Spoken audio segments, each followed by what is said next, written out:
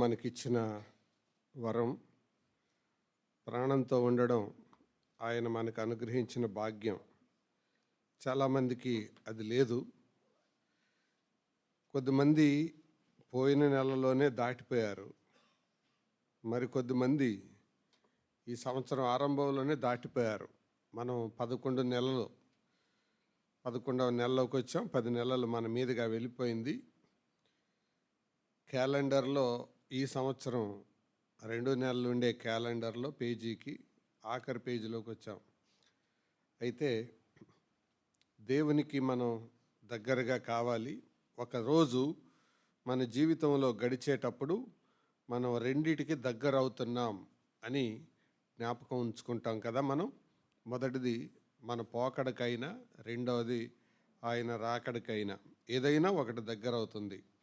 అందుకు భయముతో వణుకుతో స్వంత రక్షణ కొనసాగించుకోవాలి.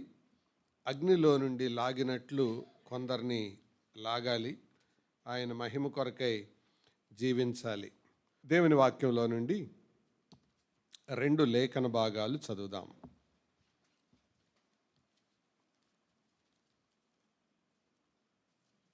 పేతురు మొదటి పత్రిక 5వ అధ్యాయం 8వ వచనం నేను చదువుతున్నాను. నిబ్బరమైన బుద్ధి గలవారై మెలకువగా ఉండుడి. మీ విరోధి అయిన అపవాది గర్జించు సింహము వలె ఎవరిని మృంగుదునా అని వెదకుచూ తిరుగుచున్నాడు. కొరింథీయులకు రాసిన 2వ పత్రిక 4వ అధ్యాయం 4వ వచనం.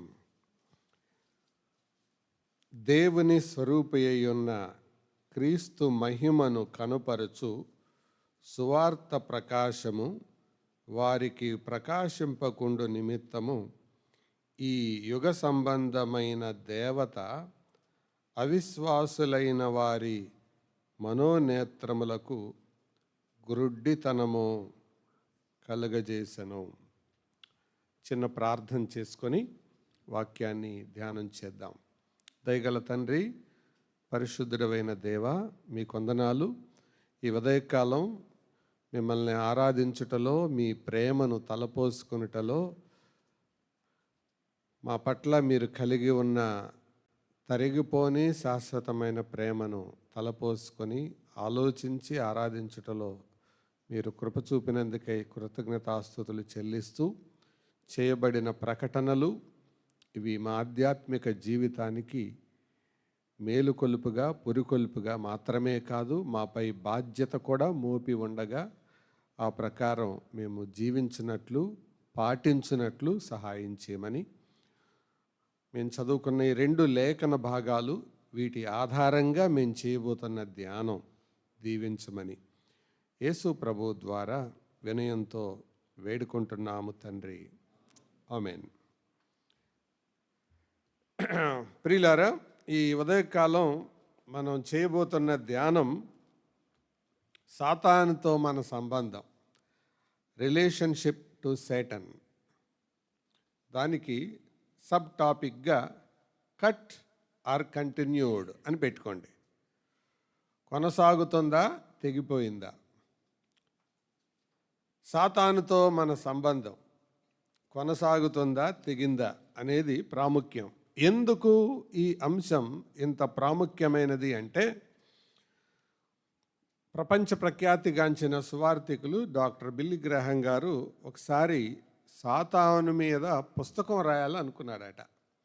అనుకొని రాయడానికి మొదలుపెట్టిన తర్వాత ఆయనకు అనిపించింది, మరీ అంత పబ్లిసిటీ నేను వాడికి ఇచ్చేస్తే ఏం బాగుంటుంది అని అనుకొని ఆలోచించి అప్పుడు దేవదూతలు అనే పుస్తకాన్ని రాశాడు ఆయన. తప్పకుండా చదవండి, దొరికితే మంచి పుస్తకం.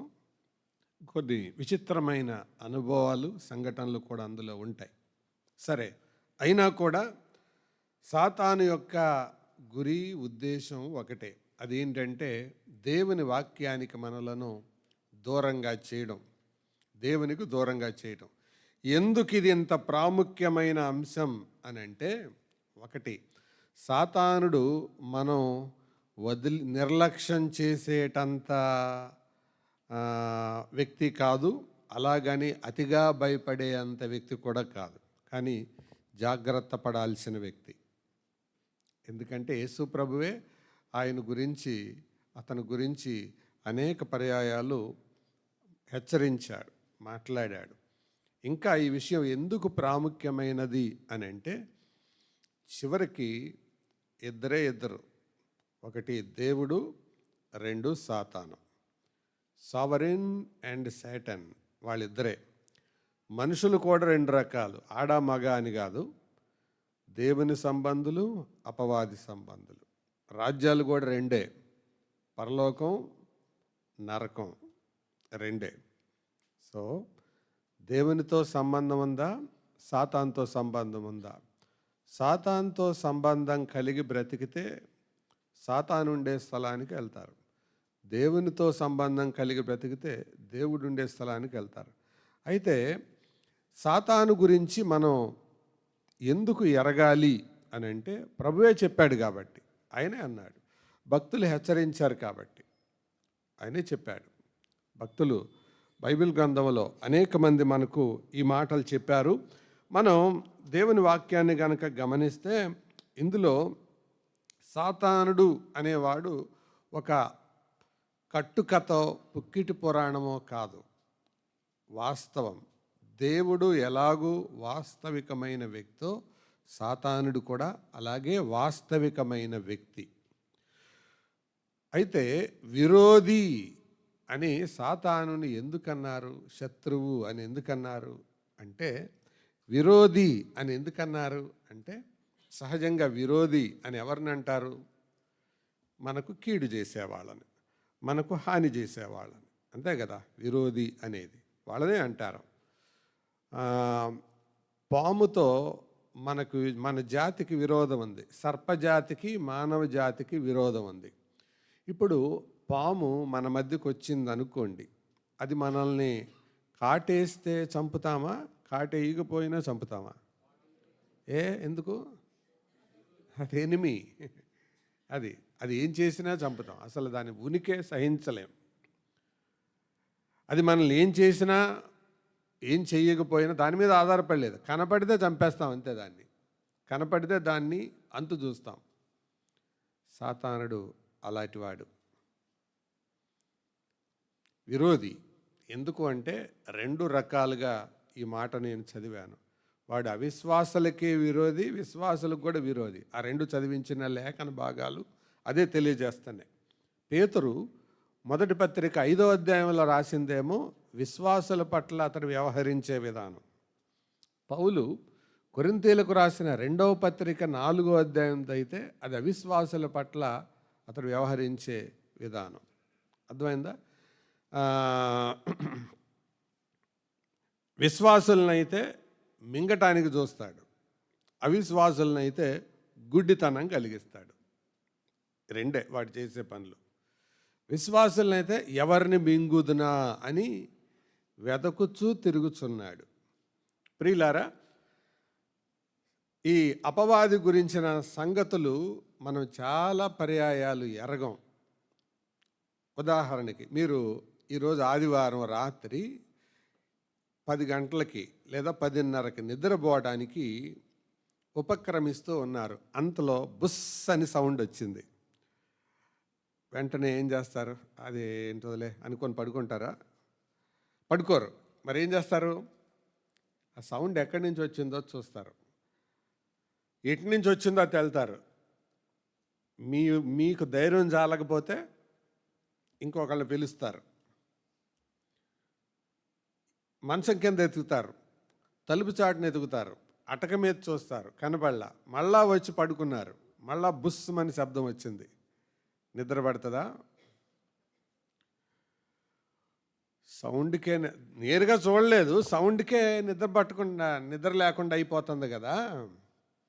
అలాంటిది సాతానుడు తప్పనిసరిగా మన పక్షంగానే, మన పక్కనే ఉంటాడు.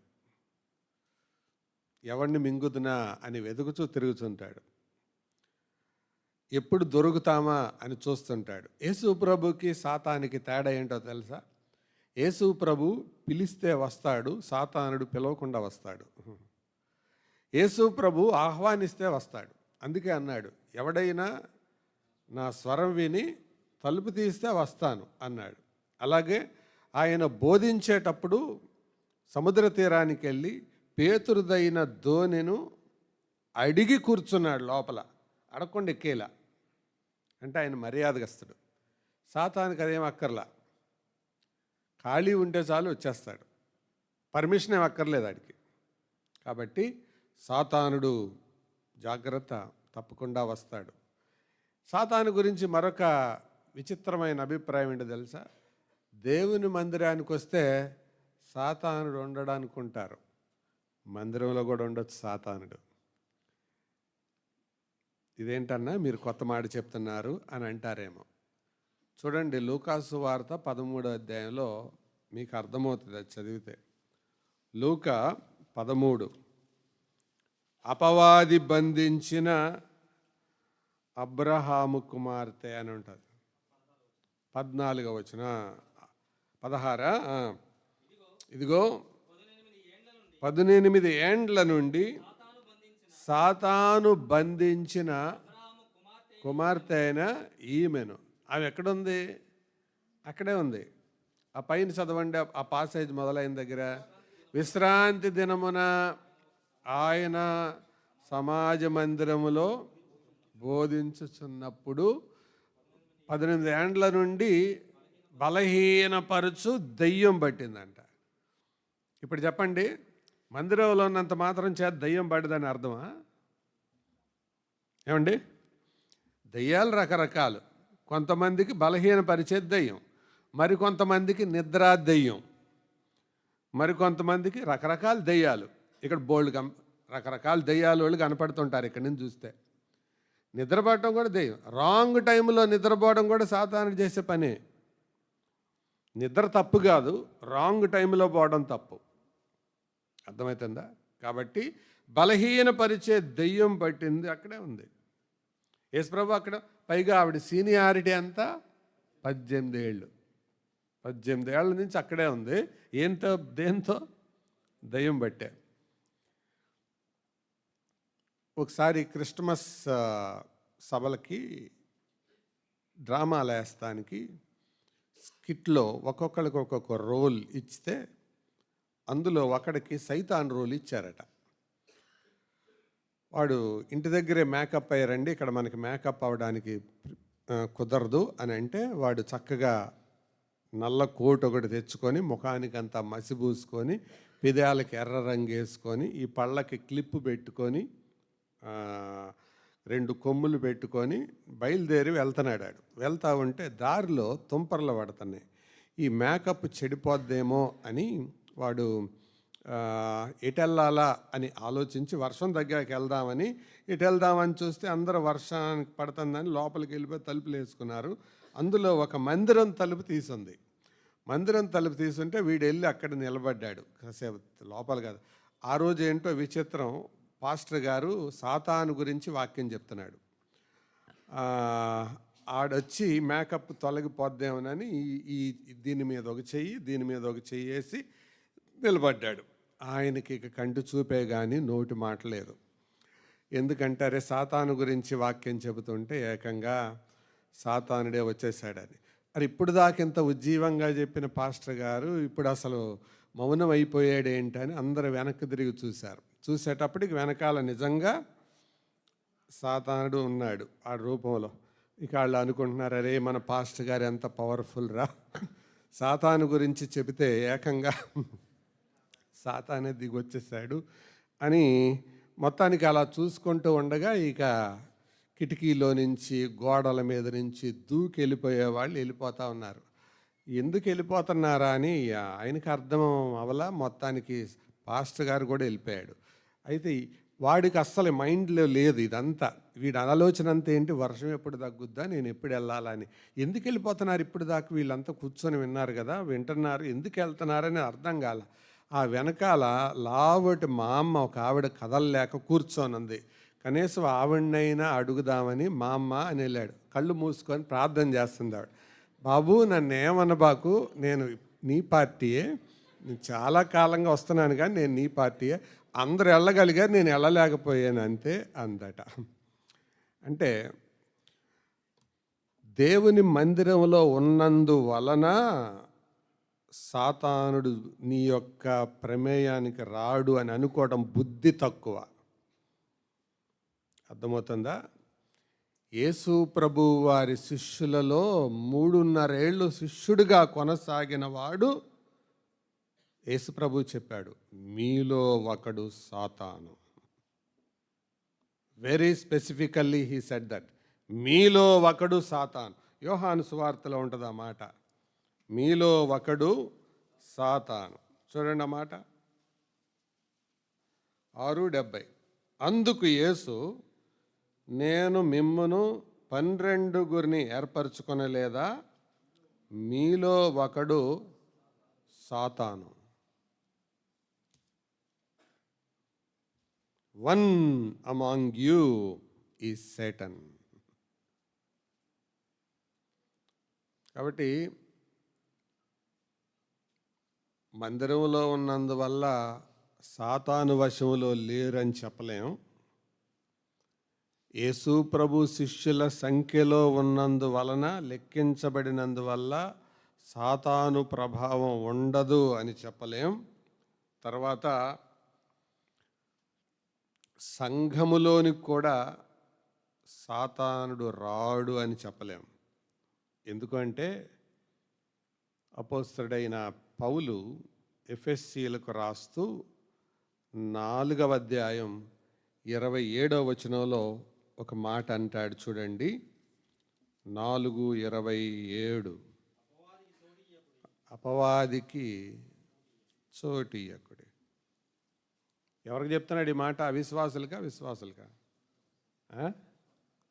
విశ్వాసులకి. ఇప్పుడు చెప్పండి, సాతానుడి విషయంలో అజాగ్రత్తగా ఉండొచ్చా? అంతేకాదు, యేసు ప్రభు శిష్యులలో ఒకడి ద్వారా ట్రై చేశాడు. అందుకే ప్రభు అన్నాడు ఏమని? సాతానా నా వెనుకకు పొమ్ము అన్నాడు. ఎవరినందా మాట? పేతుర్ని. ఆయన వెన్నంటిన వాడిని. అంటే సాతాను అని ఎందుకన్నాడు?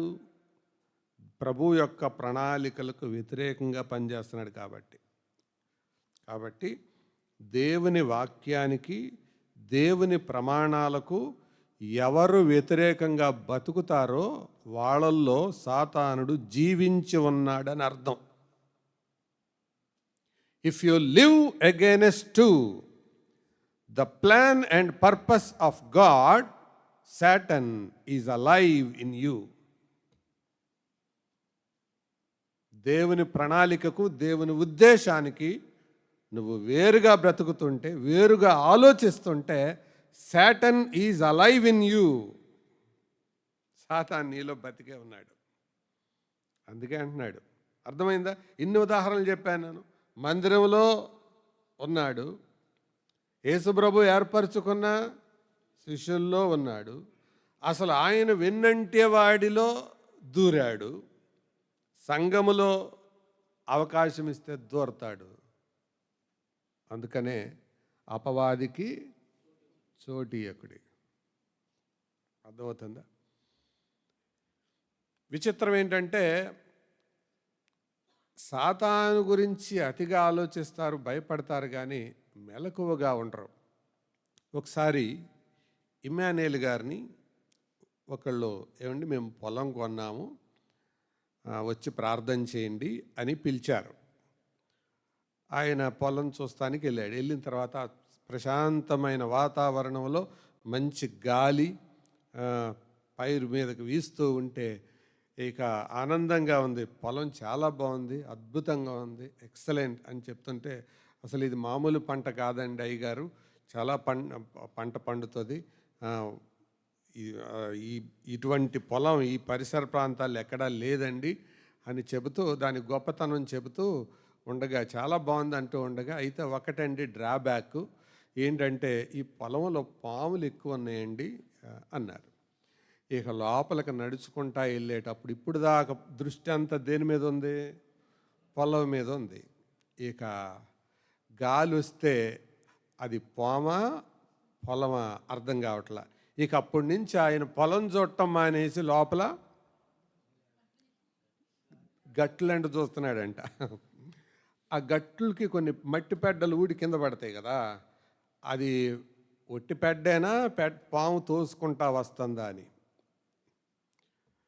అర్థమవుతుందా? అంటే పాము ఉందంటే అది ఏం చేయలే. ఆ మాటే ఆయనలో ఎంత భయం, అలర్ట్ సృష్టించిందో అదే అనేది పేతురు.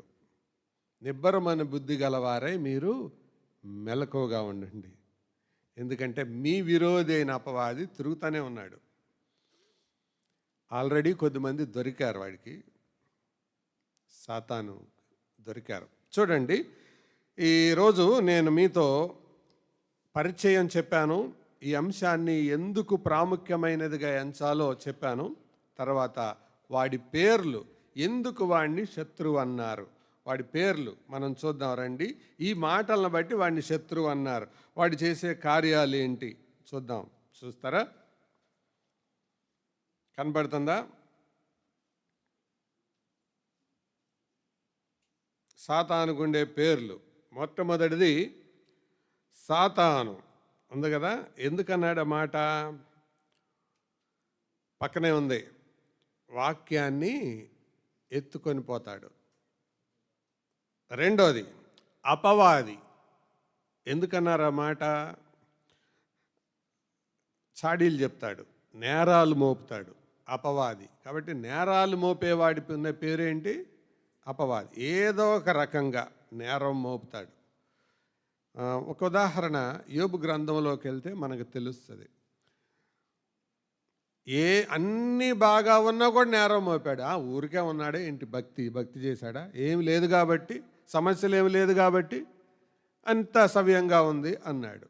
సరే, పిల్లలు కుటుంబం అంతా నాశనం అయిపోయిన తర్వాత, వాళ్ళందరూ చనిపోయిన తర్వాత కూడా ఇంకా బాగుంటే అసలు ప్రాణం కదా మెయిన్ అని మళ్ళీ అక్కడ కూడా నేరం మోపుతా ఉన్నాడు.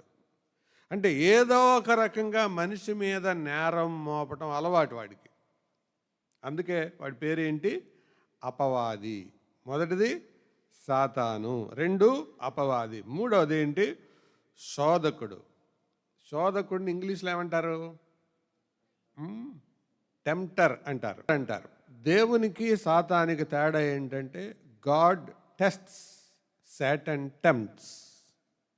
దేవుడు పరీక్షిస్తాడు, సాతానుడు శోధిస్తాడు. దేవుడు పరిశోధిస్తాడు, సాతానుడు శోధిస్తాడు. పరిశోధన అంటే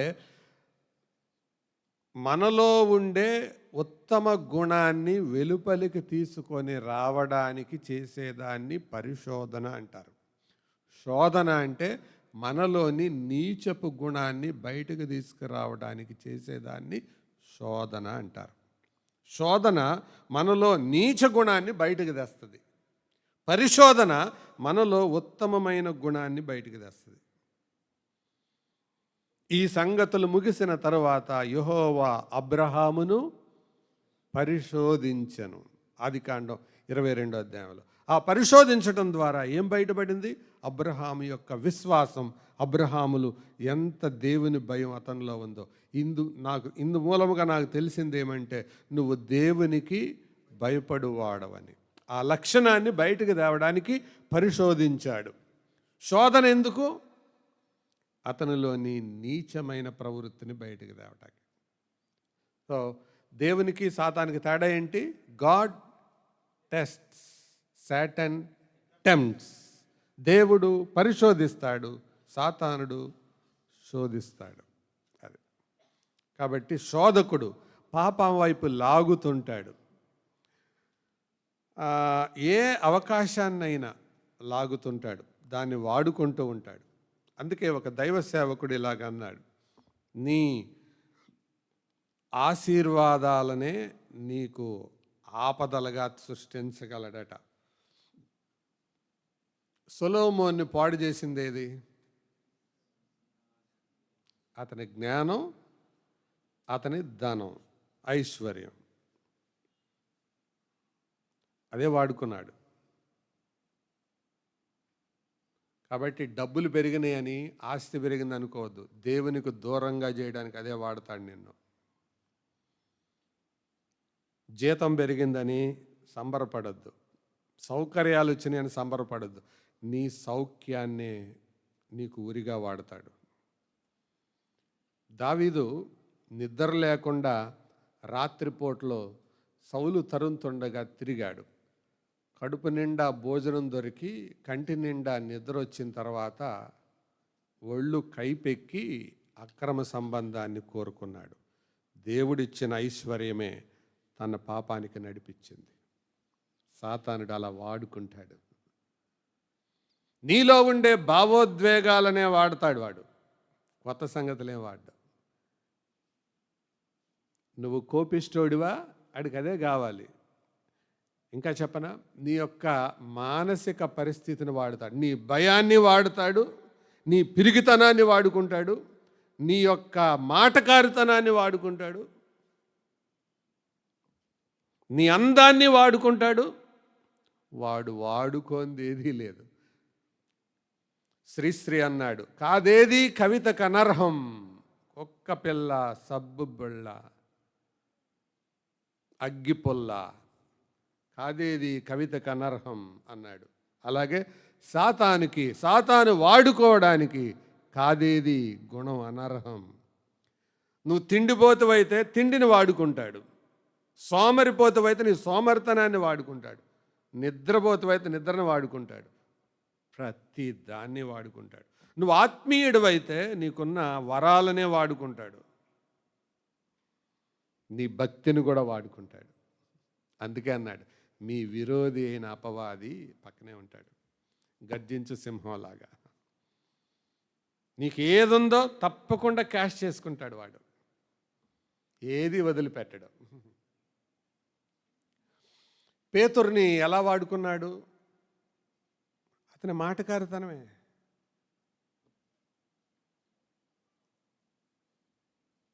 యోధాని ఎలా వాడుకున్నాడు? అతని దొంగతనం, అతని మీద డబ్బుల మీద ఉన్న ఆశ. యేసు ప్రభువుతో పాటు ఉన్న వారినే ఎవరిని వదిలిపెట్టలేదే. వారానికి ఒకసారి చర్చకొచ్చే వాళ్ళని వదిలిపెడతాడా? పిచ్చితనం కాకపోతే, అమాయకత్వం కాకపోతే.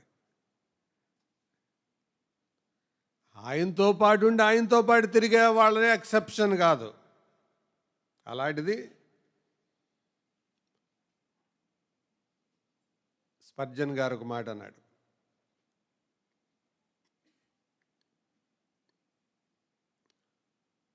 Timely godliness is perpetual hypocrisy. అప్పుడప్పుడు కనపరిచే భక్తి అది శాశ్వతమైన వేషధారణ. మరొక దైవని సేవకుడు ఇలాగన్నాడు, నీ వయస్సు 60 ఏళ్ళు 70 ఏళ్ళు, సాతానుడి ఎక్స్పీరియన్సు 6000 ఏళ్ళు. అనుభవం ఎవరికి ఎక్కువ ఉంటుంది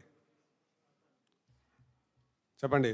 మన వయసే. అందుకే అప్పుడప్పుడు ఈ డైలాగ్ వాడుతుంటారు, రే నా అనుభవం అంత లేదురా నీ వయసు అంటారు. చూసారా, అది సాతానికి ఎగ్జాక్ట్గా చెందుతుంది. 6000 సంవత్సరాల అనుభవాన్ని, అనేక మంది భక్తులను పడగొట్టిన అనుభవాన్ని రంగరించి, ఆఫ్టర్ ఆల్ నేను పడేయటం పెద్ద ఇష్యూ నా వాడికి. అర్థమవుతుందా? నీలో ఉండే ప్రతి అవలక్షణాన్ని వాడు. యోనాలు కూడా వాడుకున్నాడు. ఎట్లా? అతనిలో ఉండే కోపం, తిరుగుబాటుతనం, ప్రతి దాన్ని వాడుకుంటాడు. నీలో ఉన్నదే వాడుకుంటాడు అది. అందుకే నిబ్బరమైన బుద్ధి గలవారై మెలకువగుండండి. సోదరులారా, ఈ సందేశం దానికే. ఓకే, ఇంకొక పేరేంటి? శోధకుడు. నెక్స్ట్ సర్పం సర్పం కదా. సర్పం అంటే కుయుక్తి, మోసపుచ్చడం. తర్వాత మరొక బిరుదు కూడా ఉంది, చాలా ఉన్నాయి, నేను కొన్నే రాశాను. ఘట సర్పం. ఘట సర్పం అంటే భయపెట్టడం, నాశనం చేయడం. ఆ తర్వాత లోకాధికారి. వాడెవరు? లోకాధికారి. మరి యేసుప్రభు ఎవరు? ఆయన సర్వాధికారి. వీడు ప్రస్తుతం లోకాధికారి, ఆయన సర్వాధికారి. అర్థమైందా? తర్వాత వాయుమండల సహిత అధిపతి. వాడేం చేస్తాడు? వాయుమండల సంబంధమైన అధిపతి కాబట్టి మొన్న తుఫాన్ వచ్చినప్పుడు మన ముఖ్యమంత్రి గారు ఏం చేశారు? కలెక్టర్లకి, ఆ జిల్లా కలెక్టర్లకి ఆదేశాలు ఇచ్చారు. వాళ్ళు ఏం చేశారు? కొంతమందికి బాధ్యత అప్పగించారు. ఏమని? మీరు చూడాలి, కట్టలు తెక్కకుండా చూడాలి, అవి ప్రమాదం జరగకుండా చూడాలి, పునరావాస ప్రాంతాలకు తరలించాలి, ఎవరు చచ్చిపోవడానికి వీల్లేదు. ఎలాగైతే అధికారులను పురమాయించాడో సాతానుడు కూడా నీ మీద కొంతమందిని పురమాయిస్తాడు. ఆ బ్యాచ్ అంతా ఎక్కడ ఉంటారు? వాయుమండలంలో ఉంటారు. వాళ్ళకి చెప్తారు, అదిగో యెహోవా నిస్సీలో ఇద్దరున్నారు, ఆయన ఎప్పుడూ నిద్రపోతాడు, మెలకు రాకుండా చూడు. ఆవిడ ఎప్పుడు గోళ్ళు గిల్లుకుంటుంటుంది, వాక్యం మీదకు దృష్టి వెళ్ళకుండా చూడు, నీకు అప్పగించాను చిత్తం మహాప్రభు అంట వస్తారు. ఒక్క మొక్క లోపలికి దిగితే ఒట్టు. రాసుకునే వాళ్ళ దగ్గరికి ఏం చేస్తాడు? వాళ్ళు ఎప్పుడూ రాసుకుంటుంటారు, రాసుకునే దాని మీద పెట్టు, ఆలోచనలోకి దిగనే బాకంటాడు. అందుకని వీళ్ళు రాస్తానే ఉంటారు, ఎవరిని వదిలిపెట్టడు. That is his tactics. ఎందుకంటే వాడి అనుభవం 6000 ఏళ్ళు, నీ వయసు తిప్పి కొడితే 100 లేదు. అందుకే మెలకువగా ఉండాలి, ఇటువైపు నుంచి వస్తాడా. ప్రియులారా, ఇవి వాడి యొక్క లక్షణాలు. అయితే దేవుని కోణంలో వాడు ఎలా ఎందుకు వాడు శత్రువు అయ్యాడు చెప్తాను చూడండి. దేవుని కోణంలో గాడ్స్ యాంగిల్ ఎందుకు వాడు శత్రువయ్యాడు అంటే, మొదటిగా వాడిలో ప్రవేశించింది గర్వం. అన్నిటికీ నేను రెఫరెన్సులు చెప్పలేను, మీరు వెతుక్కోండి, ఆయన అక్కడక్కడ కనపడతాయి. ఇది యెషయా గ్రంథములోను హెచ్కేల్ గ్రంథములోను మీరు చూడొచ్చు. 28వ అధ్యాయం హెచ్కేల్లో, 14వ అధ్యాయం యెషయా గ్రంథంలో మీరు చూడొచ్చు. గర్వం, ప్రైడ్.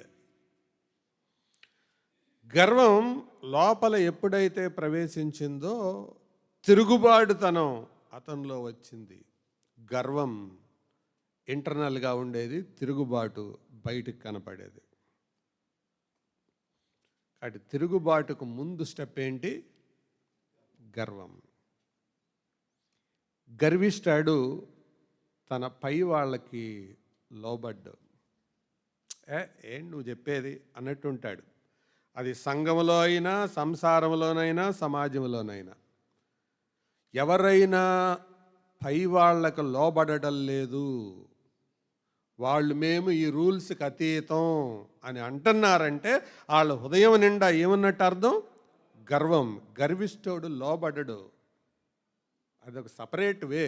ఊరందరిది ఒక దారి, ఉలిపి కట్టిది ఒక దారి. ఆ రూల్స్ వాళ్ళకి, నాకేంటి రూల్స్ అన్నట్టుంటారు వాళ్ళు.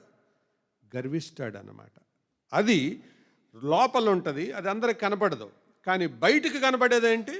రిబెల్లియన్, తిరుగుబాటు. చెప్పింది చెయ్యకపోవటం, చెప్పంది చెయ్యడం, ఇవన్నీ సాతాను లక్షణాలే, తిరగబడే లక్షణాలు ఇవి. చెప్పింది చెప్పినట్టుగా చేయకపోవడం, ఇవన్నీ తిరుగుబాటు లక్షణాలు. బోల్డ్ యాంగిల్స్ ఉన్నాయి తిరుగుబాటులో, కోణాలు. అవన్నీ నేను ఇప్పుడు చెప్పలేను. తర్వాత మరొక సంగతి, సత్యమునకు వ్యతిరేకంగా పనిచేయటం. Work against the truth. సత్యానికి వ్యతిరేకంగా పనిచేస్తాడు వాడు. ఎక్కడుందన్నమాట? మీరు చావనే చావరు. దేవుడు ఏం చెప్పాడు? తినుదినమున మీరు నిశ్చయంగా చస్తారు. వీడు వచ్చామంటాడు మీరు చావనే చావరు అని నేరుగా చెప్పలా. ముందు ఎట్లా చెప్పాడు? ఫస్ట్ ఇది నిజమా అంటే దేవుని వాక్యం మీద అనుమానం నీకు ప్రారంభమైంది అని అంటే సాటన్స్ అటాక్ స్టార్ట్ అయినట్టు అర్థం,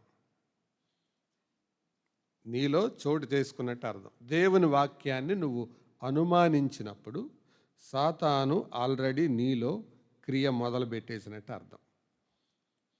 when you start doubting the word of God, Saturn's work already started. అర్థమవుతుందా? వాక్యం మీద ఎప్పుడైనా అనుమానం వచ్చిందా? ఇక్కడ మాట చెప్తాను. ప్రభు పిల్లలకి ప్రశ్నలు ఉండొచ్చు కానీ అనుమానాలు ఉండకూడదు. చెప్పండి మళ్ళీ. ప్రభు పిల్లలకి ప్రశ్నలు ఉండొచ్చు, అనుమానాలు ఉండకూడదు. ప్రశ్నలు ఉండడం అంటే ఇది ఎలా జరిగింది, ఇది ఎట్లాగా, ఇది తెలుసుకోవడానికి చేసేది ప్రశ్న అంటారు. అనుమానం అంటే అసలు అది అవునో కాదో, అది జరుగుద్దో జరగదో, ఇలాగ ఆలోచించేదాన్ని అనుమానం అంటారు. అనుమానం అనేది అందుకే లోకంలో కూడా అంటారు కదా, అనుమానం పెనుభూతం. అనుమానం చాలా ప్రమాదం. అనుమానం ఉండకూడదు. తోమాకు కూడా అదే అనుమానం. నిజం నువ్వే అయితే అని అన్నాడు. ప్రభు ఏమన్నాడు? అవిశ్వాసివి కాక విశ్వాసమయ్యుండు అన్నాడు. సహోదరులారా, ఇది వాక్యానికి సత్యానికి వ్యతిరేకంగా మాట్లాడటం, ఆలోచించడం. తర్వాత సువార్తకు ప్రతికూలంగా ఉండడం. దేనికి? అంటే సువార్త ప్రకాశం చేరనివ్వడు వాడు. ఇందాకే కదా మనం చదివాం 2 కొరింథీ పత్రిక 4వ అధ్యాయం 4వ వచనంలో ఏం చదివాం? 4:4లో యుగ సంబంధమైన దేవత అవిశ్వాసులైన వారి మనోనేత్రాలకి గుడ్డితనం కలుగజేశాడు. అంటే వాళ్ళకి అన్నీ కనపడతాయి, రక్షణ మాత్రం కనపడదు. ఎవరికి? అవిశ్వాసికి. బైబిల్ కనపడుతుంది, సేవకుడు కనపడతాడు, చర్చి కనపడుతుంది, ఆదివారం టైంకి వస్తారు, రక్షణ మాత్రం పొందరు. ఎందుకు? సాతానుడు కలిగజేస్తాడు ఆల్రెడీ. ఏమని? గుడ్డితనం. రక్షణ దగ్గరకు వచ్చేటప్పటికల్లా కళ్ళు మూతలు పడతాయి. ఇందాక ప్రకటనలో కూడా చెప్పాడు కదా సహోదరుడు, బాప్తీసం దగ్గరికి వచ్చేటప్పటికల్లా కళ్ళు మూతలు పడతాయి. చూద్దాం తీసుకుందాం, ఇప్పుడే ఏమి తొందర ఏముంది అనుకుంటారు. అదే తెల్ల రేషన్ కార్డుల కోసం ఫోటో తీస్తున్నారంటే చూద్దాం అంటారా? ఇళ్ళ పట్టాలు ఇస్తున్నారంటే చూద్దాం అంటారా? ఎప్పుడండి, ఎక్కడండి, ఎవరిని కలవాలండి, ఫోన్ నెంబర్ ఉందండి? లోకపరమైన వాటి కోసం ఎంత చురుకుదనమో ఆసక్తో, ఆత్మ సంబంధమైన విషయాలు అసలు కనేపడవు. అరే ప్రభువు రాకడ సమీపమవుతుంది, రక్షణ పొందుతురా బాబు అంటే ఇప్పుడు కాదులే సార్, అసలు అది మనసులోకి రాదు. ఎందుకు? గుడ్డితనం. Satan blinds the sight of unbelievers. ఇక్కడ ఇంకా బోల్డ్ మంది ఉన్నారు, గుడ్ బ్యాచ్. మారు మనసు లేదు, రక్షణ లేదు. దాని గురించి ప్రభు ఎంత చింతిస్తున్నాడో తెలుసా? మారు మనసు లేని వాళ్ళ గురించి. ఎందుకో తెలుసా? ఆ గుడ్డితనంలోనే బతికితే చివరకు నువ్వు తేలేది ఎక్కడ? నరకంలో. అక్కడికి వెళ్ళేదాకా కళ్ళు పొరలు రాలో. అప్పుడు అనిపిస్తుంది ఏమని? అయ్యో ఎన్ని అవకాశాలు వచ్చాయో, ఎన్ని మెసేజ్లు విన్నాను, ఎన్ని హెచ్చరికలు వచ్చాయో అని అప్పుడు అనుకుంటాం. సాతాను చేసే పని అది, గుడ్డితనం కలిగించటం. ఉద్యోగం తెచ్చుకోవడానికి చురుగ్గా ఉంటారా? టైంకి ఉంటారా? పంక్చువల్గా ఉంటారు, ఖచ్చితంగా ఉంటారు, పర్ఫెక్ట్గా ఉంటారు. ఉద్యోగం కొరకు, లోకపరమైన వాటి కోసం ఏ టైంకి కావాలంటే ఆ టైంకి రెడీగా ఉంటారు. అదే రక్షణ అంటే చెప్పండి, అదే గుడ్డితనం.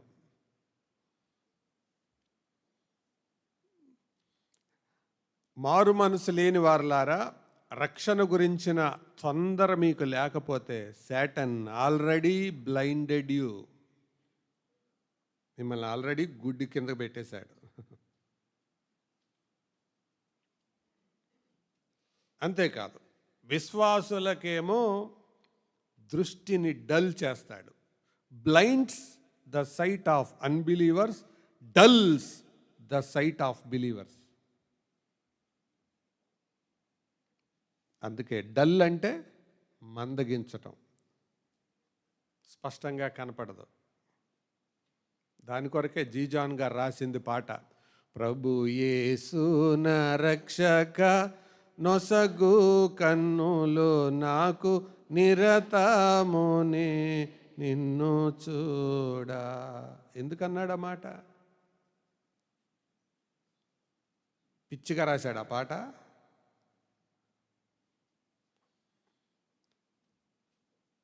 ఎఫెస్సి పత్రికలో 1వ అధ్యాయంలో మీ మనోనేత్రాలు వెలిగించబడి నందున అని రాస్తాడు. ప్రభువును చూడాలి, నిత్యం ఆయన చూడాలి అన్న ఆ ఐడియాని ప్రజెంట్ చేయడానికి అక్కడ రాశారు. ఆ మాట ఎత్తి రాశాడు, ప్రియుడైన యోహాను పద్మస్సులు చూసినట్టు నా కన్నులు తెరువు అని. ప్రభువును చూసే కన్నులు, ఇది కనపడదు. అబ్రహాముకి దేవుడు సహవాసం, ప్రార్థన, బలిపీఠం ఇది కనపడుతుంది. లోతుకి సొదొమ, పంట, భవిష్యత్తు ఇది కనపడుతుంది. అందుకే 13వ అధ్యాయంలో మనం చదివే మాట, అతడు కన్నులెత్తి సొదొమ ప్రాంతం అంతటిని చూచినప్పుడు అది యెహోవా తోట వలెను కనపడింది. ఎందుకు? డల్ అయింది. దృష్టి మందగించిన వాళ్ళకి లోకపరమైనయే కనపడతాయి, ఇవే కనపడతాయి. ఇవి సాతాను చేసే పనులు. నెక్స్ట్, దేవుని ప్రణాళికలకు ప్రతిఘటించటం. ఓకే, ఎందుకు అంటే వాడు వినాశకుడు, నాశనాన్ని కోరేవాడు, నరహంతకుడు. వాడు ఆది నుంచి నరహంతకుడు, వాడి మర్డరర్ అని ఉంది. ఈరోజు నేను థియరీ మాత్రమే చెప్తాను, మరుసటిసారి కొంచెం ప్రాక్టికల్లోకి వెళ్దాం. ఓకే, నెక్స్ట్, దేవుని కోణంలో మానవ కోణంలో ఎట్లా ఉన్నారో చూసాం. ఆ తర్వాత ఒక విశ్వాసిలో అతడు చేసే కార్యాలు ఎలా ఉంటాయో చూడండి. విశ్వాసిలో అతడు చేసే కార్యాలు జస్ట్ మెన్షన్ చేద్దాం, మీరు ఇంటికి వెళ్ళాక నోట్స్ రాసుకోవచ్చు. విశ్వాసులతో ఎలా వ్యవహరిస్తాడు? మొదటిది కనపడుతుందా? చదవండి. పాపం చేయడానికి శోధిస్తాడు అంటే పాపం అనే దానికి వాడు ఆకర్షణ అనే కవర్ తగిలిస్తాడు. శోధన ఎలా ఉంటుందో తెలుసా? సడన్గా రాదు. కప్పలను తినే దేశం ఏది? చైనా. మామూలుగా మనం చేపల కూర వండుకోవాలంటే ఫ్రెష్గా తింటామా, లేకపోతే చచ్చిపోయిన చేపలు కొంటాకి ఇష్టపడతామా, బతికిన చేపలు కొంటాకి ఇష్టపడతామా? కదా, లైవ్ ఫిష్. వాళ్ళకు కూడా లైవ్ ఫ్రాగ్స్ ఇష్టం. అందుకని ఆ కప్పలను చంపి తినడానికి ఇష్టపడతారు. దాన్ని ఎలా చంపుతారో తెలుసా? ముందు ఆ కప్పను తీసుకొచ్చి నీళ్ళల్లో వేస్తారు, నీళ్ళల్లో వేయించి పొయ్యి మీద పెడతారు. అది చక్కగా ఈత కొట్టుకుంటూ ఉంటుంది. క్రమంగా కొంచెం వేడెక్కుతుంటాయి. కప్పగా వేడి నీళ్ళ వాతావరణం భలే మారుతుందే అని అనుకుంటూ ఈత కొడుతుంటుంది. అది క్రమంగా పెరుగుతుంటుంది టెంపరేచర్. కొంచెం అలవాటు పడుతుంటుంది. పడేటప్పటికి ఒక్కసారి టెంపరేచర్ పెంచుతారు. అప్పుడు ఇంతున్న కప్ప ఎంత ఉబ్బుద్ది, దాన్ని ఆనందంగా తింటారు. ఎందుకు అంటే గ్రాడ్యువల్గా. అలాగే విశ్వాసి సాత సాతాను చేతిలో గ్రాడ్యువల్గా శోధించబడతాడు. ముందు మెసేజ్తో మొదలవుతుంది, ఆ తర్వాత చాటింగ్ స్టార్ట్ అవుద్ది, ఆ తర్వాత ఇంకా డెప్త్కి వెళ్తారు. ప్రారంభంలో నార్మల్గా ఉంటుంది, కానీ అలవాటు అయిన తర్వాత ఏముంటుందంటే ఏముంది ఇందులో తప్పు అనిపిస్తుంది. అలాగే ముందు రీల్స్తో మొదలవుద్ది, తర్వాత షార్ట్స్తో మొదలవుద్ది, తర్వాత స్మాల్ వీడియోస్తో మొదలవుతుంది. ఇందులో ఏముంది తప్పు? అరే, నేను ప్రొడక్టివ్ టైం ఎంత వేస్ట్ చేస్తున్నాను అన్నది అసలు కళ్ళకి కనేపడదు. ఈ సమయాన్ని నేను ఎలా వాడుకుంటున్నాను? నాకెవరో చెప్పారు, ఫేస్బుక్ కనుక్కున్న ఆయన ఎవరు, జోకర్బర్గ్. వాళ్ళ పిల్లలు ఫేస్బుక్ వాడరట, కానీ ఆ ఫేస్బుక్ చూడకపోతే జీవితమే లేదన్నట్టుగా దాని మీద డిపెండ్ అయిపోయి బతికే వాళ్ళు బోల్డ్ మంది ఉన్నారు. టెక్నాలజీ కనుక్కున్న వాళ్ళు ఎక్కడ ఎంతవరకు వాడాలో ఆ నియంత్రణ వాళ్ళకి తెలుసు. కానీ ఈ బ్యాచ్ ఉంటారు చూసారు, నిరంతరం దాని మీద ఉండేవాళ్ళు. సాటన్ స్ట్రాప్ నీకు, అందుకే నేను అన్నా, నీ ప్రతి బలహీనత క్యాష్ చేసుకుంటాడు వాడు. నీ కళ్ళకి క్రమశిక్షణ లేకపోతే నీ కళ్ళు వాడుకుంటాడు, నోటి క్రమశిక్షణ నోరు వాడుకుంటాడు, ఏదైనా వాడుకుంటాడు. కాదేది అపవాది వాడకానికి అనర్హం, దేన్నైనా వాడేసుకుంటాడు. కాబట్టి సోదరులారా, మనం ఈ విషయాలు వినేటప్పుడు శోధించడానికి సాతానుడు నన్ను పట్టుకున్నాడు అని అనుకోవాలి. తర్వాత రెండవది అబద్ధాలతో మోసగించటం. ఇందులో ఏముందో తప్పు, what is wrong in it అనుకుంటాడు. తర్వాత మూడవది నేరాలు. తప్పు చేసేదాకా ఇందులో ఏముంది తప్పు అంటాడు, తప్పు చేసిన తర్వాత తప్పు చేసావు చూసావా, ఇంక నిన్నెవడు పట్టించుకుంటాడు, ఇక నీకెవడు విలువిస్తాడు, ఇక నిన్నెవడు, ఇలాగ మళ్ళీ నేరాలు మోపేది కూడా వాడే, తప్పు చేయించేది వాడే, నేరాలు మోపేది ఆడే, ప్రభు దగ్గరికి రాకుండా ఆపేది ఆడే. ఇటు నుంచి అటాక్ చేస్తాడు, అటు నుంచి అటాక్ చేస్తాడు. ప్రకటన గ్రంథంలో ఉందన్నమాట, సహోదరుల మీద నేరములు మోపు అపవాది అని. తర్వాత దేవుని సేవను సేవకులను భంగపరుస్తాడు. చూడండి, ఆ మాట చదివితే మంచిది. తెస్సలోనికైలకు రాసిన మొదటి పత్రిక 2వ అధ్యాయం 18వ వచనం. మొదటి తెస్సలోనికై పత్రిక 2:18. కాబట్టి మేము ఉంటిమి, పౌలను నేను పలుమారు రావాలనని ఉంటిని కానీ. ఏంటది? ఎవరు అభ్యంతరపరిచింది? ఒకసారా, 2 సార్లా?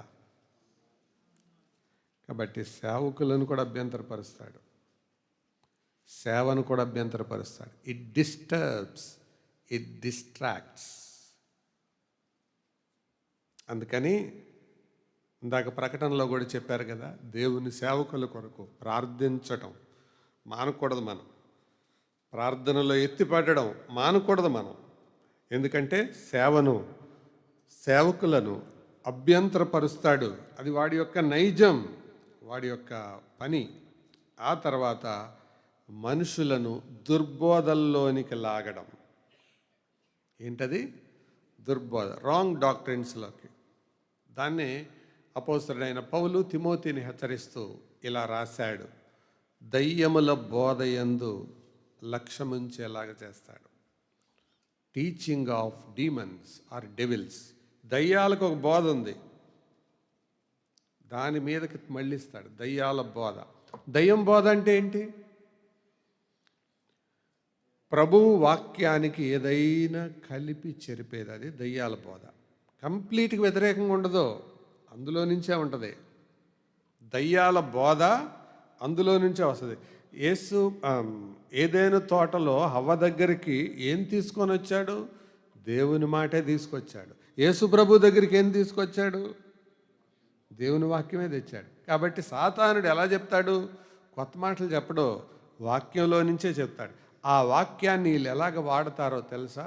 ఒకవేళ ఎవరైనా పాపంలో పడ్డారనుకోండి, ఎవరున్నారు బ్రదర్ నీతిమంతుడు? నీతిమంతుడు ఎవరున్నారు బైబిల్లో? దావీదు చేయలేదా పాపం? అది బాధే. దావీదు పాపం చేసింది ఎందుకు అంటే, మనం పాపం చేసి సమర్థించుకోటాక. దావీదుకి బైబిల్ లేదు, సంఘం లేదు, బైబిల్ స్టడీలు లేవు. ఉందా దావీదుకి బైబిల్ స్టడీలు ఉన్నాయా? బోధించే వాళ్ళు ఎవరైనా ఉన్నారా? ఏం లేదు.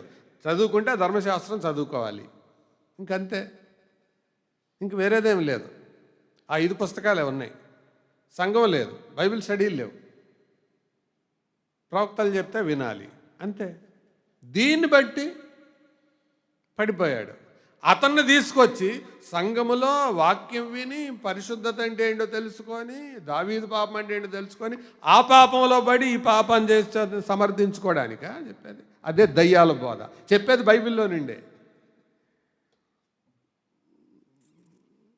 అర్థమవుతుందా? దయ్యముల బోధ అంటే అది అర్థం. దయ్యం కొత్తగా వేరువేరుగా ఏం చెప్పదు, నమ్మేలాగా ఉండడానికి నమ్మకంగానే చెప్తాడు. అది బాగుంటుంది, వినడానికి కూడా చాలా బాగుంటుంది. ఒక ఆయన నాతో మాట్లాడుతున్నాడు, ఎందుకండి మా అమ్మాయిని అంత మాట అనేశారు? సంఘంలో ఉండే వాళ్ళందరూ యోసేపులు మరియములేనండి అంటున్నాడు.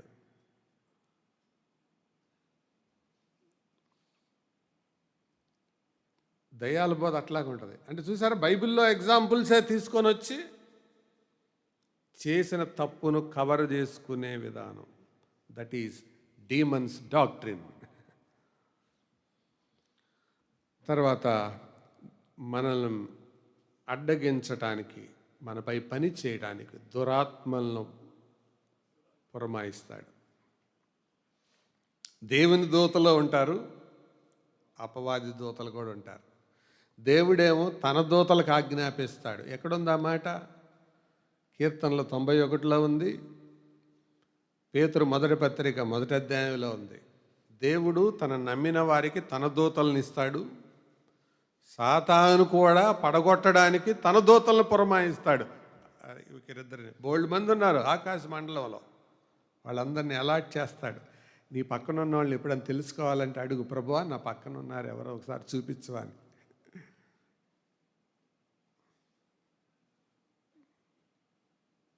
ఇది సాతాను యొక్క టెక్నిక్. అవిశ్వాసులు అతడు చేసే కార్యాలు చూడండి. లోకంతో, అవిశ్వాసతో అతడు చేసే కార్యాలు. 2వ అధ్యాయం 2వ కొరింథీ పత్రిక 4వ అధ్యాయం 4వ వచనం. గుడ్డితనం కలగజేస్తాడు అంటే సువార్త ప్రకాశం అందదు. ఎన్ని వాక్యాలన్నా వినేవండి, హృదయం తెరుచుకోదు, కళ్ళు కనపడవు, అన్నీ కనపడతాయి, అది మాత్రమే కనపడదు. ఏది? రక్షణ కనపడదు, మారు మనసు కనపడదు. అంటే ఏమున్నట్టు వాళ్ళకి? గుడ్డితనం. గుడ్డితనం, బ్లైండ్. తర్వాత మాట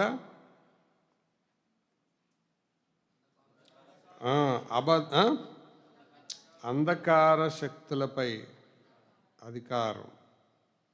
అంటే అంధకార శక్తుల్ని వాళ్ళ మీద పురమాయిస్తాడు. అది పొరపాటును రాయటం జరిగింది. అంధకార శక్తులు వాళ్ళ మీద పనిచేసేలాగా చేస్తాడు. ఆ తర్వాత 3వదిగా అహంకారం, శరీరాశ, దురాశ, హింస, విగ్రహారాధనకు ప్రేరేపించే వాటి వైపుకు నడిపిస్తాడు. శరీరాశ, నీకు ఏది ఆశ ఉందో దాని వైపుకు తోస్తూ ఉంటాడు. అది ఎలా చూపిస్తాడు? అసలు నువ్వు అది తినకపోతే నీ లైఫే లేదు, అది నువ్వు కట్టుకోకపోతే నీ జీవితమే లేదు. వెస్ట్ గోదావరి జిల్లాలో పెళ్ళికి వెళ్దామని భార్యాభర్త బయలుదేరారు. బయలుదేరితే ఆ భర్త రెడీ అయ్యి బయట ఉన్నాడు. లోపల ఆవిడ బయటికి రావట్లా. ఏంటి రావట్లేదు అని వస్తున్నాను అంటుంది. 1.5 గంట అయిపోయింది. అయిపోయిన తర్వాత ఆయన కోపంగా 1.5 గంటల నుంచి చూస్తున్నాను, ఏంటి ఎంతసేపు అని అన్నందుకు భర్త కోపగించినందుకు పెట్రోల్ పోసుకొని నిప్పంటించుకొని పాకంతా తగలబడిపోయింది. భర్త అనేది అదొకటే మాట. ఆయనకి జైలు శిక్ష పడింది. సరే, ఆయన జైల్లోకి వెళ్ళి సువార్త చెప్పాడు, కొంతమంది మారారు. ఎందుకు చెప్తున్నానంటే, పెళ్ళికి వెళ్ళటానికి సిద్ధపడాల్సింది ఎవరు? నిజానికి పెళ్ళి కూతురు. ఈమె ఎలాగెళ్తే ఏమి? ఈ ఆడవాళ్ళతో వచ్చే తలకాయ నొప్పులు అవే.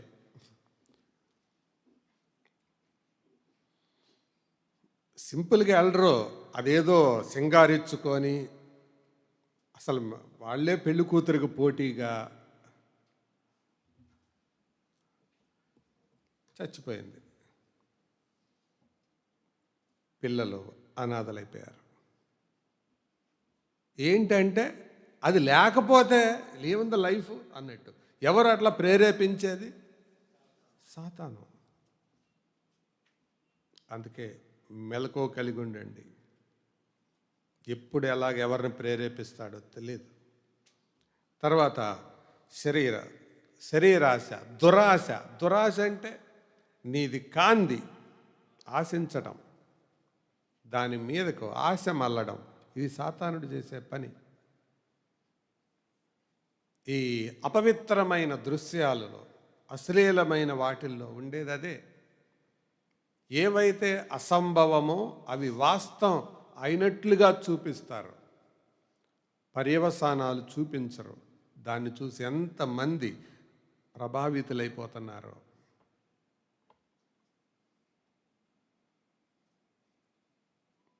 సాతానుడు ప్రేరేపిస్తాడు దురాశలు.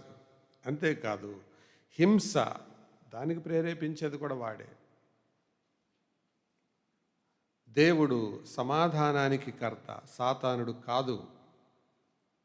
ఆ తర్వాత దురాత్మల సమూహాలు, వాళ్ళ పడిపోయిన దూతలు వాళ్ళ నియంత్రణలో ఉంటారు. వాళ్ళు దే కంట్రోల్ దెమ్. వాళ్ళు ఎప్పుడు నియంత్రిస్తూ ఉంటారు.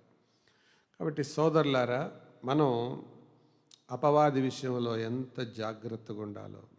తర్వాత సంఘాన్ని గురించి నేను రాయలేదు, అది కూడా మీరు రాసుకోవచ్చు. సంఘములో కూడా సాతానుడు తన కార్యాలు చేస్తాడు. ఎలా చేస్తాడో ఎఫెసీ పత్రికలోనికి రండి. ఎఫెసీ పత్రిక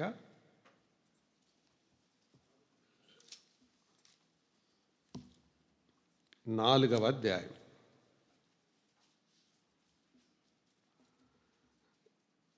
27వ వచనం. అపవాదికి చోటియకుడి అన్నాడు కదా. ఎవరితో ఈ మాట అంది? సంఘంతో, విశ్వాసులతో కదా. అయితే అపవాదికి చోటు ఇవ్వడం అంటే ఏంటో అక్కడే కొన్ని మాటలు చూపిస్తాను. బైబిల్ అండర్లైన్ చేసుకోండి. సంఘంలో వాడు ఏం చేస్తాడు? 25వ వచనం. మీరు అబద్ధమాడుట మాని. ఎవరితో అంటున్నాడు ఈ మాట? విశ్వాసులతోనా? అబద్ధమాడుట మాని అంటే వీళ్ళు నమ్మారు, బాప్తిసం పొందారు, ఏర్పరచబడ్డారు, కానీ జీవితాల్లో ఏం కనపడుతున్నాయి చెప్పండి? అబద్ధాలు సాతాను యొక్క కార్యం. ఎందుకో తెలుసా? వాడు అబద్ధానికి జనకుడు, ఫాదర్ ఆఫ్ లైస్. అది వాడి బిరుదు. నీ జీవితంలో అబద్ధం అనేది కనబడుతుంది అని అంటే you are under the influence of Satan. Yesu ప్రభు సత్యం, నేనే మార్గమును, జీవమును, సత్యమును. సాతానుడు అబద్ధం. వాడి పేరే అబద్ధం. వాడు అబద్ధానికి జనకుడు. అబద్ధం. ఎన్ని అబద్ధాలు వస్తాయో మనకు నోట్లో. అబద్ధమాడుట మాని అంటే తెల్లబద్ధాలు కొన్ని, నల్లబద్ధాలు కొన్ని. అబద్ధాలు ఆడుతున్నారా? అబద్ధాలు ఆడుతున్నారు అని అంటే సంఘములో మీరొక చెడ్డ అవయవం. ఆ మాటే అన్నాడు అక్కడ. ఒకరికొకరు అవయవములై ఉన్నామని గనుక. అవి అవయవం, నా చెయ్యి నా కాలుతో అబద్ధం చెప్పచ్చా? వీలవుతుందా? నా చెయ్యే నా కాలుతో అబద్ధం ఎలా చెబుతుంది? నువ్వు ఒక సహోదరుడిగా సహోదరిగా ఉండి సంఘములో వేరే వాళ్ళతో అబద్ధం ఎలా చెప్తావు? అలా చెబుతున్నావంటే నువ్వు పరిశుద్ధాత్మ ప్రేరణ కింద ఎలా బతుకుతున్నట్టు లెక్క. అబద్ధం ఆడడానికి 7 కారణాలు ఉన్నాయి. అవి నేను ఇప్పుడు చెప్పట్లేదు, తర్వాత ఇప్పుడేం చెప్తాను. మనుషులు అబద్ధాలు ఎందుకు ఆడతారు? అబద్ధాలు. తర్వాత 26వ వచనం, కోపపడుడి గాని పాపము చేయకుడి, సూర్యుడు అస్తమించు వరకు మీ కోపము నిలిచి. అంటే సంఘములో మరొక బలహీనత, చోటు, అపవాదికి చోటు ఇవ్వడం అంటే ఏంటి? నీకు ఎవరి మీదైనా నిలిచి ఉన్న కోపం ఉంటే నువ్వు అపవాదికి చోటు ఇస్తున్నట్లు లెక్క. పర్మనెంట్ యాంగర్, స్టాగ్నేటెడ్ యాంగర్ నీ హృదయంలో ఉంటే నువ్వు అపవాదికి చోటిస్తున్నట్లు లెక్క. సంఘములో సంగతి ఇది. ఆ తర్వాత కింద 27వ వచనం, దొంగిలవాడు ఇక మీదట దొంగిలక పంచిపెట్టుటకు వీలు కలుగు నిమిత్తము. 3వది ఏంటి? అపవాదికి చోటేయడం అంటే దొంగతనం చేయటం. పోయిన వారం చెప్పానుగా, దొంగతనానికి 2 నిర్వచనాలు చెప్పాను, గుర్తుందా? మేము చాలా ఫ్రెష్ అంటే సెంటర్ ఫ్రెష్ తింటాం. మేము ఎప్పుడు ఫ్రెష్గా ఉంటాం అంటారా? చెప్పండి. వేరే వాళ్ళది మనం తీసుకోవడం, మనది వేరే వాళ్ళది మనం తీసుకోవడం, వేరే వాళ్ళకు చెందాల్సింది మనం ఉంచుకోవడం, అది దొంగతనం. నా వైపు చూడండి అందరూ. దేవుని భాగం దేవునికి ఇవ్వకపోవటం అది దొంగతనమా దొరతనమా? ఇక్కడ బోల్డ్ మంది దొంగలు దొరల్లాగా కూర్చున్నారు. దొంగలు కానీ దొరల్లాగా ఫోజు కొడతారు. They are liars but they think they are rulers. అందరు కాదు, చాలామంది.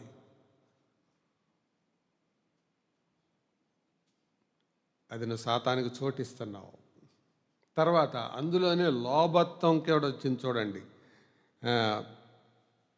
దొంగిలవాడు దొంగిలక అక్కరగలవానికి పంచిపెట్టుటకు వీలు కలుగు నిమిత్తము. అక్కరగలవానికి పంచిపెట్టడం అంటే దాతృత్వం. అది లేకపోవడం ఏంటి? లోభత్వం. లోభత్వం అనేది సాతాను యొక్క ప్రేరణ.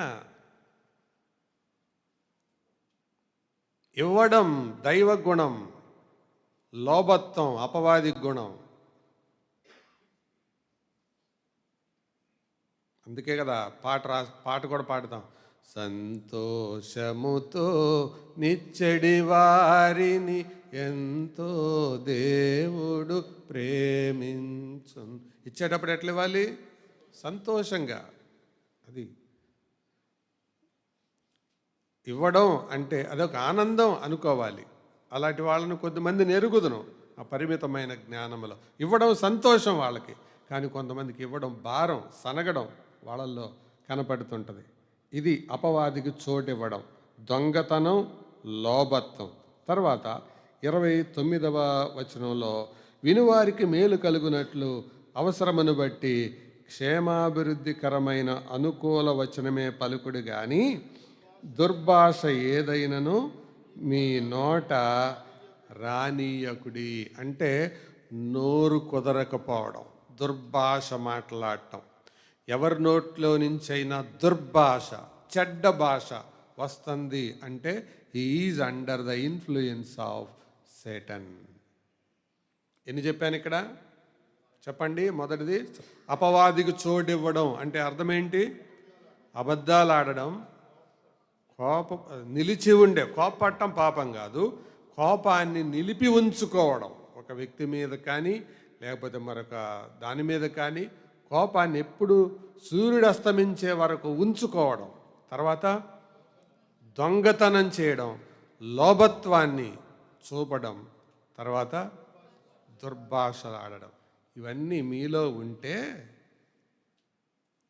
ఏంటది? అపవాదికి చోటు ఇచ్చినట్టు. ఇప్పుడు చెప్పండి, సాతాను మీలో ఉన్నాడా? ఏవి తిట్టట్లేదా? ఎవరిని మించి మాట్లాడట్లేదా? దుర్భాష, అరే గాడిద, దున్నపోత, ఇలాంటి పదాలు పిల్లలను కూడా అనకూడదు. దుర్భాష, యేసుప్రభు ఎప్పుడైనా అన్నాడా వారిని? దుర్భాష నోటికి రాకూడదు. అది వచ్చిందంటే అర్థం ఏంటి? అది సాతాన్ నేచర్. దూషకుడు, వాడు పేరు దూషకుడు. దుర్భాష మన నోట్లోకి రాకపోవటం. ఇంకా కింద మళ్ళీ లిస్ట్ ఇచ్చాడు, తర్వాత మీరు చదువుకోండి 31లో, అది నేను చెప్పడం లేదు. ఇవన్నీ అపవాది సంఘములో చేసే కార్యాలు. కాబట్టి సంఘములో మనం అవయవాలుగా ఉండగా ఈ 5 పాపాలు మళ్ళీ కింద మెన్షన్ చేసినవి లేకుండా జాగ్రత్తగా ఉండాలి. ఏమని? నేను అపవాదికి సంఘములో ఎట్లా చోటిచ్చినట్టు, నన్ను అడిగిన వాడితో అబద్ధం చెప్పకూడదు. అబద్ధం చెప్పకూడదు. ఎలా ఉన్నారు ఆత్మీయంగా అని అంటే ఫస్ట్ నోట్లో నుంచి బయటకు వచ్చే మాట ఏంటి? అది నిజమా అబద్ధమా? ప్రార్థన లేనాళ్ళు, బైబిల్ చదువుకునే వాళ్ళు, సహవాసం లేనాళ్ళు ఆత్మీయంగా బాగుంటారా? నో. రక్షణలో ఉన్నాను కానండి, ఆత్మీయంగా నేను సరిగా లేనండి. అప్పుడు నువ్వు అవయవం. అప్పుడు ఒక సలహా దొరుకుతుంది నీకు. బాగున్నానండి అని అన్నావంటే, లేదా బాగున్నానే నేను అనుకుంటున్నానండి, నాలో ఏదన్నా ఉంటే మీరు చెప్పండి. This is openness. బాగున్నానని నేను అనుకుంటున్నానండి, నాలో ఏదైనా ఉంటే మీరు చెప్పండి, సరి చేసుకుంటాను. అప్పుడు నువ్వు అవయవం. లేకపోతే సాతానికి నువ్వేమిచ్చినట్టు? చోటు ఇచ్చినట్టు. ఇవి సాతాను ఇన్ఫ్లుయెన్స్ కింద మనం బతుకుతున్నాం అని అర్థమైందా? అందుకే నా టైటిలే ఎలా పెట్టాను, సాతానుతో సంబంధం తెగిందా, కొనసాగుతుందా?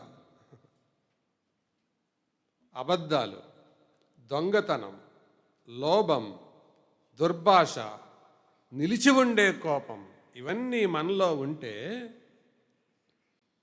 నువ్వు పరిశుద్ధాత్మ ప్రభావం కింద బతుకుతున్నట్ట లెక్క. నో, భ్రమపడొద్దు. వాడు నిన్ను నష్టపరుస్తాడు. He dulls your sight. నీ కంటి దృష్టిని మందగుంచేలాగా చేస్తాడు. అది వాడి పని. మరి అలాగే బ్రతుకుదామా? ఒక తీర్మానం చేసుకుందామా? నా చివరి ప్రశ్న, నువ్వు ఏదో ఒకటి తేల్చుకోవాలి. దేవుని దృష్టిలో ఇద్దరు, ఆశీర్వదించబడిన వారు, శపించబడినవారు. 2 స్థలాలు, ఆశీర్వదించబడిన స్థలం, శపించబడిన స్థలం. నువ్వు ఎక్కడికో చోటుకి వెళ్ళాలి. There is no in between place. మధ్యస్థ స్థలం ఏది లేదు. పరలోకం, పాతాళం, దేవుడు, సాతానుడు, మధ్య వ్యక్తి ఇంకెవరు లేరు. Under whose control you are living. ఎవరు అధీనం కింద బతుకుతున్నావు? Who is your master? Sunday school పిల్లలు ఆ పాట పాడతారు. బండి డ్రైవర్ ఏసుడైన తిన్నని దారిలో నడుపున్. బండి డ్రైవర్ సాతానుడైన వంకర దారిలో నడిపిస్తాడు. జీవితంలో వంకర తింకరతనం ఉందంటే అది యేసుప్రభు డ్రైవింగ్ కాదు. డ్రైవింగ్ యేసుప్రభుది కాదు, అది డ్రైవింగ్ సాతాన్ది. Who is your driver? Who is your leader? Who is your master? This is the question. Under whose control you are living? ఎవరి అధీనంలో నువ్వు బ్రతుకుతున్నావు? ఈరోజైనా సాతాను అధికారంలో నుంచి బయటపడతావా? అందుకే ఆయన భూలోకానికి వచ్చింది. అసలు భూలోకానికి ఆయన వచ్చిన పర్పస్సే అది. అపవాది క్రియలు లయపరుచుటకే ఆయన వచ్చాడు. The purpose of his coming is that. ఆ క్రియలు లయపరచడానికి వచ్చిన వాడిని నమ్ముకొని ఆ క్రియల కిందే బతుకుతున్నావంటే యేసుప్రభు ఎందుకు వచ్చాడు? ఎందుకు ప్రత్యక్షమయ్యాడు? ఆ మాట యోహాను పత్రికలో ఉంది, చూడండి. యోహాను మొదటి పత్రిక 3వ అధ్యాయం 8వ వచనం. గనుక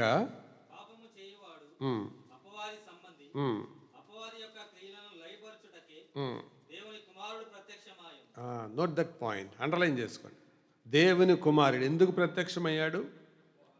అపవాది క్రియలను లయపరుచుటకు అని లేదు, లయపరుచుటకే అనుందా, కు అనుందా? కే అంటే అందుకే వచ్చాడు ఆయన, వేరేదేం కాదు. మరి ఈరోజు ఆయన వచ్చిన ఉద్దేశాన్ని నెరవేర్చకుండానే వెళ్ళిపోతావా? తల వంచండి, ప్రార్థన చేసుకుందాం.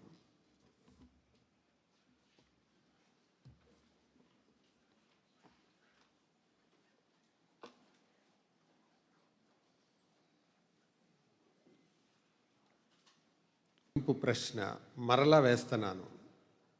Under whose control you are living? ఎవరి అధీనం క్రింద, ఎవరి అధికారం క్రింద నువ్వు బ్రతుకుతున్నావు?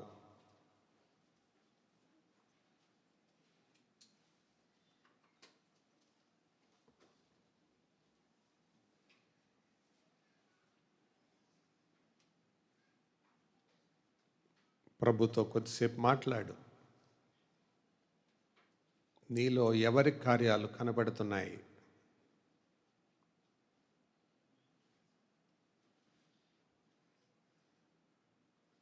ఎవరో ఒక్కరే నీకు నాయకుడిగా ఉంటారు. యేసుప్రభువే చెప్పాడు, ఒక్కడు ఇద్దరు యజమానులకు దాసుడుగా ఉండనేరదు. మందిరానికి వచ్చినందువలన దేవునికి దాసుడైపోయావని అర్థం కాదు. మందిరములో ఉన్న అపవాది అధీనంలో ఉన్న ఆమెను చూసాం. యేసు ప్రభు శిష్యుడిగా ఉన్న అపవాది అని అనిపించుకున్న వాడిని ఒకరిని చూసాం.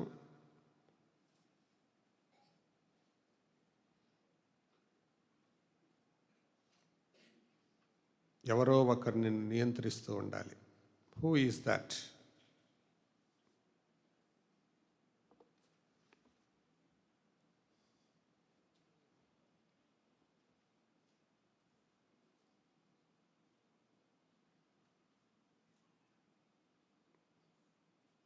పరిశుద్ధుడైన తండ్రి, ఈ ఉదయకాలం మీరు ఇచ్చిన వర్తమానాన్ని బట్టి వందనాలు. దీవించండి. మీరు మా కోసమై దుష్టుని క్రియలు లయపరచుట కొరకై మమ్మలను అతని బంధకాల్లో నుంచి విడిపించుట కొరకై భూలోకానికి దిగి వచ్చారు. అందుకే వచ్చారు. అతనితో సహవాసం ఇంకను కొనసాగించే అనుభవాలు విశ్వాసుల్లో కొన్ని మేము చూసాం. అతని అధికారం క్రింద ఉన్న అవిశ్వాసుల జీవితాలను ఇంకా చూస్తున్నాం. ప్రభువా, ఈ మాటల ద్వారా మీ ఆత్మకార్యం జరిగించి మహిమ పొందమని, ఈ వారంలో మా ఎదుటున్న పనులు పరిచర్యల కొరకు ఆయత్తపరచమని యేసు ప్రభు దివ్య నామమున వినయంతో వేడుకుంటున్నాము తండ్రి. ఆమేన్. తండ్రి అయిన దేవుని ప్రేమ, ప్రభువు రక్షకుడైన యేసుక్రీస్తు కృప, పరిశుద్ధాత్మ దేవుని సన్నిధి సహవాసం సదా మనకు తోడై నడిపించును గాక. ఆమేన్. వందనాలందరికీ. సెలవు తీసుకుందాం.